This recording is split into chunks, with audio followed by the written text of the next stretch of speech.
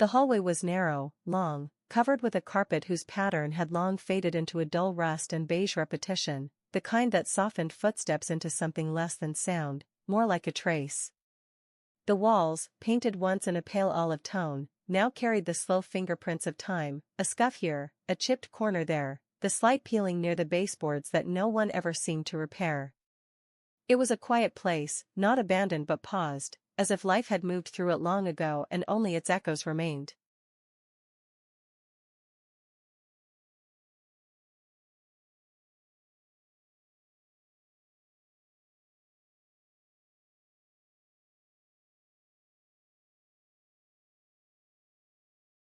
She lived on the left side, near the window that overlooked the courtyard, a woman of quiet presence, measured movement, and days that unfolded in silence. She wore slippers that barely touched the floor, brewed her tea at the same hour every morning, and always opened her door with a slowness that suggested she did not want to disturb even the walls.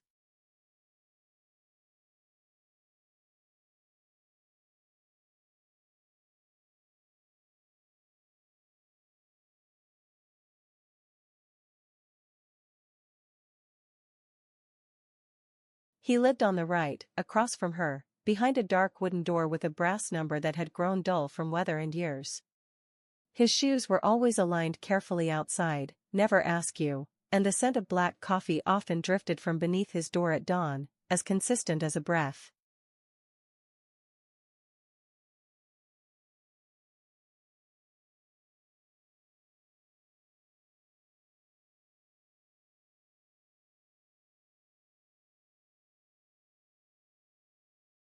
They had lived like this for years.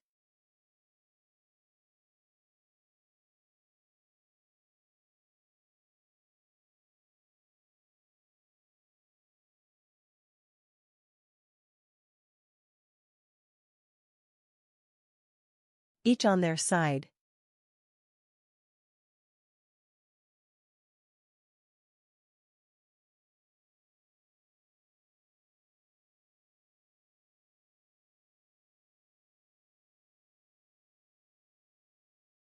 Each with their door.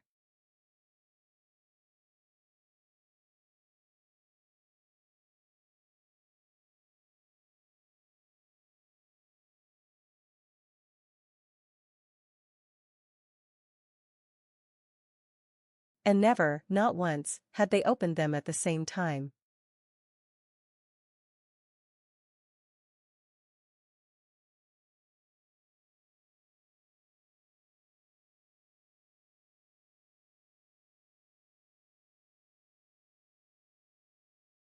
It was not by agreement. Not arranged. Not even intentional, perhaps, yet it became a rhythm more precise than habit, more intimate than conversation, the click of a door latch, always seconds before or after the other, the hush of steps down the hall, timed so that one passed only after the other had disappeared around the corner.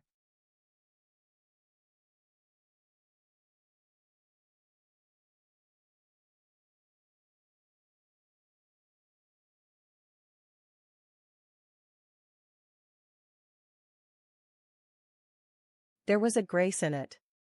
A choreography of absence.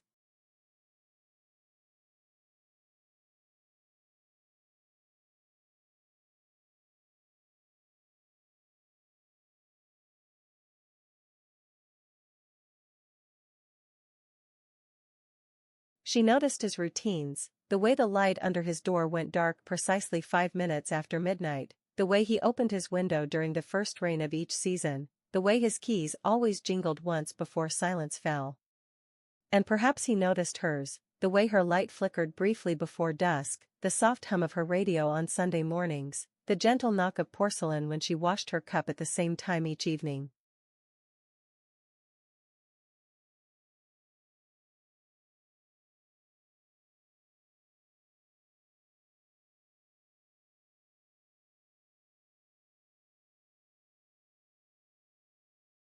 They never spoke.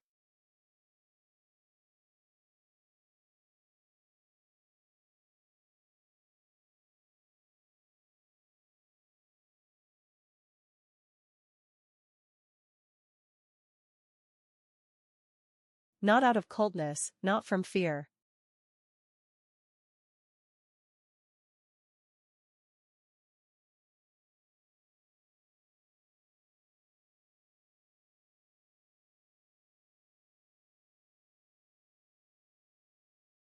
But because their silence had become a space in itself, something more than the absence of words, a mutual understanding carved out over time, like a path worn into stone by nothing more than the repetition of steps that never overlapped.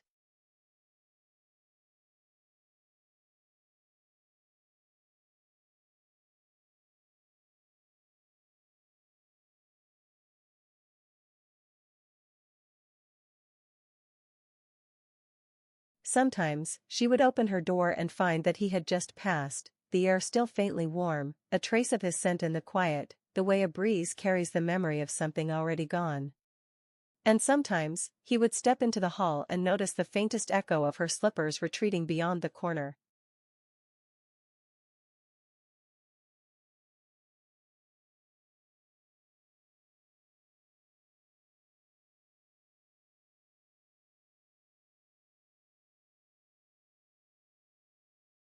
And in those moments, there was a presence, not of each other, but of the life that lived between them.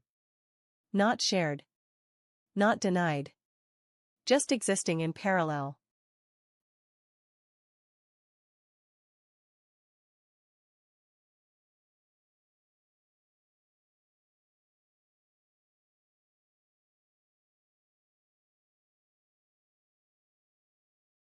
Their doors never opened together.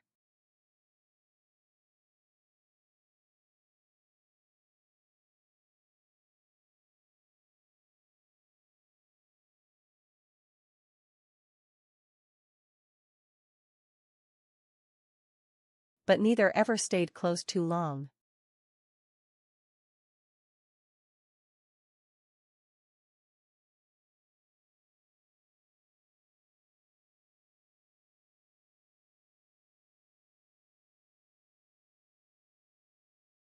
The hallway aged with them. Not visibly at first, not in ways that the casual eye would detect, but in the subtleties, the slower softening of footsteps, the way the doors no longer closed with sharp finality but with a gentle push, the longer moments of stillness between one movement and the next. Seasons passed like shadows down the corridor, not marked by decorations or greetings, but by the shifting quality of light beneath each door, warmer in summer, dimmer in winter, always there but never spilling over.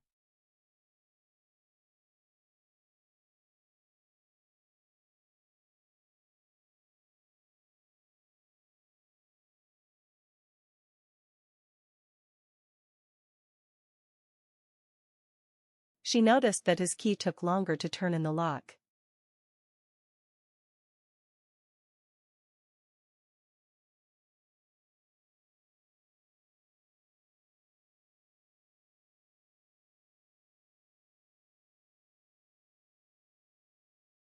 That the scent of coffee now came later in the morning, not by much, perhaps 10 minutes, but enough for her to adjust her own ritual, steeping her tea for a moment longer, waiting until the hallway no longer carried the echo of his door before she opened hers.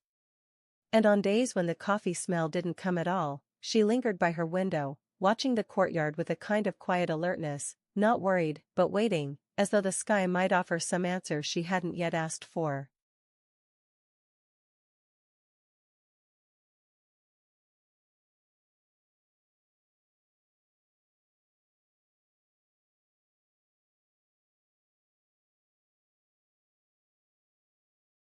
He, too, made adjustments.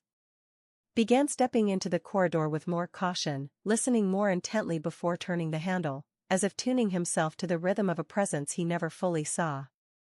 Sometimes, he found the hallway filled with the faint trace of her perfume, nothing overt, just a drift of something floral and distant, like pages turned in another room.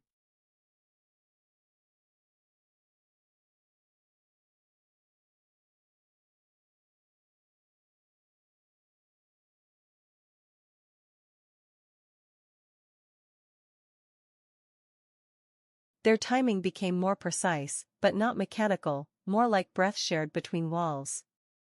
A pause here. A delay there. As if they were composing something together without ever touching the same notes.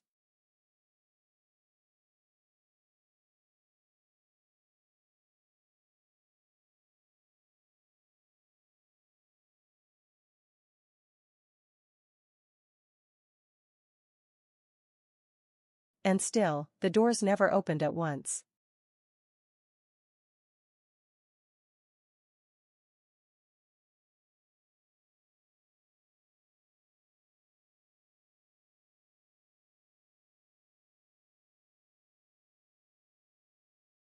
Not until the day it nearly happened.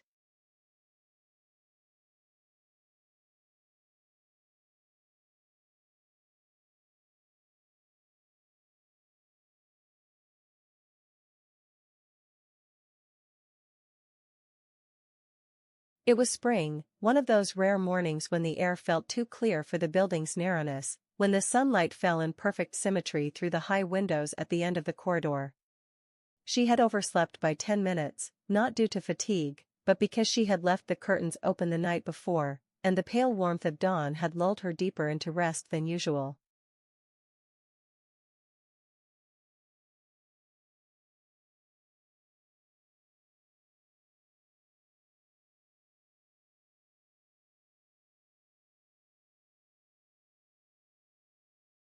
He, meanwhile, had risen early, much earlier than his routine allowed, perhaps restless, perhaps stirred by the same air that made everything feel slightly out of order.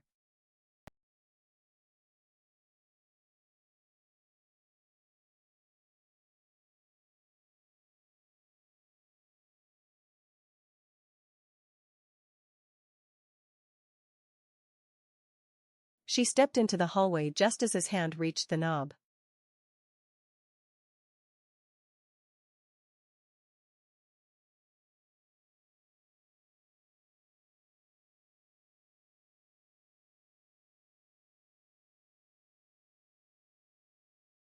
Neither saw the other.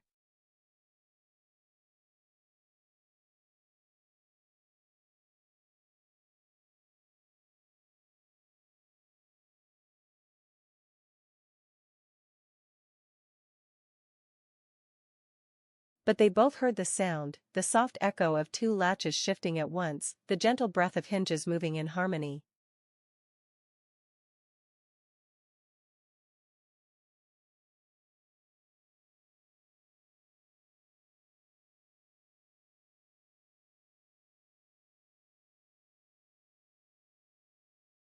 And both paused.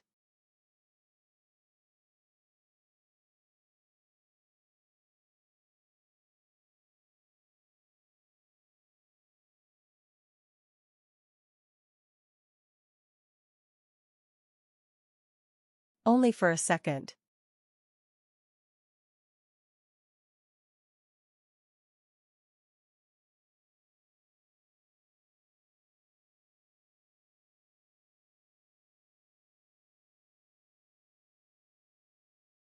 She stepped back into shadow.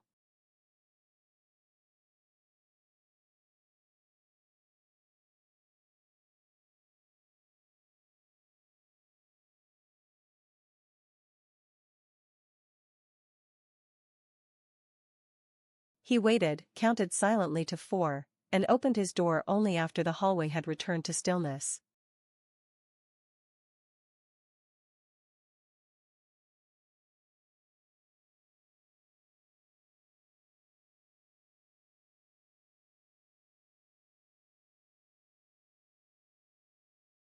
Neither crossed the other's threshold. Neither rushed. But something in that near moment left a mark, not on the floor, not on the air, but in the way time folded differently afterward, the way the silence now carried a texture, a presence more tangible than absence.